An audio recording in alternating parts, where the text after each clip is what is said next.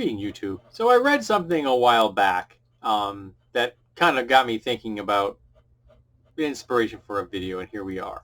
So this is from a Reddit question, and I despise Reddit, but it's still an interesting concept, so I'm going to steal it from them. And it's just on the Ask Reddit from one of their users. And it says, you found a suitcase full of $750,000 in cash and $100 bills in the brush next to a highway. You can tell that it's been there for at least a year. How would you integrate this money into your life without raising red flags? Now, first of all, you'd really, really want to make sure that it was the real thing. So examine that money very damn carefully because it could be mixed with fake stuff or it could be fake stuff. But say it's legitimate. Sorry, I have cat hair everywhere. And so it's legitimate. So $750,000 in cash you now have in your possession. So you don't want to just start buying large. Not a good thing to do. You want to buy a car, you can get away with that because there are people who do that. My father does that. When he buys his cars, he pays cash for them. So you could probably get away with that without too much trouble. But everything else, you're going to want to be very low key. So what do? Well, you start paying everything you can in cash. It's like some grocery stores will let you pay like utilities in person. Do that, or get money orders from them or from the post office or something and pay your bills with money orders. So you're not touching your income. You have to keep working. You have to keep doing that. And then start depositing cash every month. Open multiple accounts. I suggest credit unions. I don't like banks much. I prefer credit unions. I have a credit union. My wife has a separate credit union. She's a part of my credit union as well. So we have multiple credit unions. And start putting in money every month, like in the $2,000 to $3,000 range. Low quantities, nothing big. You don't want to raise any suspicion. If you have a partner, have them do, $3,000 or so, and have you do $3,000 or so every month. And if you can, split it up between two accounts. But start building it up. And if you do that over time, you will eventually be able to work that money into your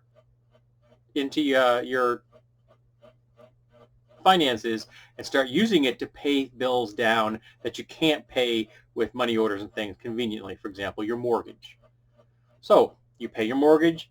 Maybe the next time you pay 2 mortgage payments. Then you pay a couple of normal mortgage payments. Then you pay another double. And you just keep doing that a little bit at a time. Say 6 times a year, you're paying a double payment. It'll add up. You'll start getting your payments down. You pay off your car a little bit faster. You double up the payments. You double up your college loans. Nothing huge, nothing fast, nothing out of the ordinary. Low-key stuff that no one's going to look askance at in the least.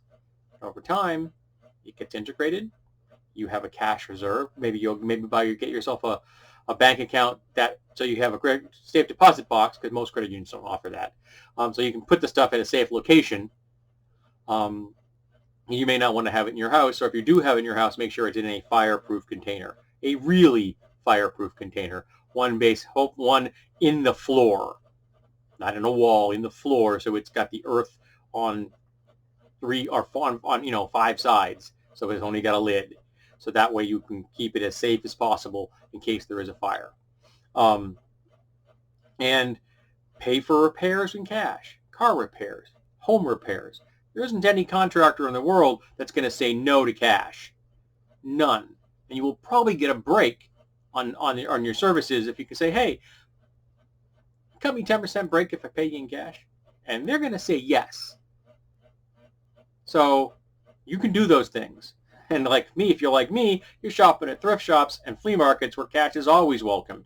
Cash is the only thing you can use at a flea market. So go for it. You can get the things you've always wanted because now you've got the cash to do it. There are some knives I would so much want to buy. There's a guy at the Hollis Flea Market. He almost always has a Randall blade available for sale. And he's just got some beautiful stuff. I would own a Randall. I really would. Get myself some really good quality blades in my collection. Yes, I would. So that's what I would do. That's what I would suggest. Slow, steady, quiet, integrated. No one's ever going to notice. No one's ever going to think of anything of it. And when 62 rolls around, you retire. And you're done. And again, that's perfectly normal. You haven't raised any red flags. And you don't have to worry about the rest of your life about needing money. So if you're smart, you won't have to. Because you could have invested some of it very quietly. Here and there, dribs and drabs. You can do it. You can make it disappear. Make it integrate into your life and no one will ever find it. So, what do you do if you find $750,000 in $100 bills and it's real? Let's hear what your suggestions are.